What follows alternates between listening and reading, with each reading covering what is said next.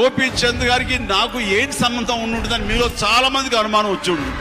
గోపీచంద్ నాన్నగారు టి కృష్ణ ఒక అద్భుతమైన దర్శకులు.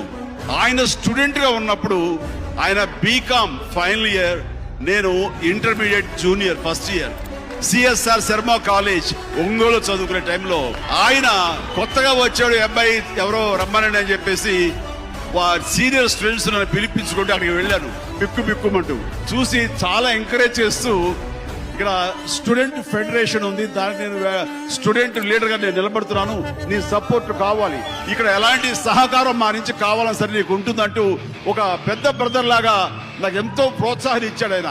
అప్పట్లో ఆయన చూస్తుంటే కాలేజీలో కొత్తగా ఎంటర్ అయినటువంటి నాలాంటి యంగ్స్టర్స్ కి అలాంటి వాళ్ళు ఒక భరోసా ఇస్తే ఒక ధైర్యంగా ఉంటుంది.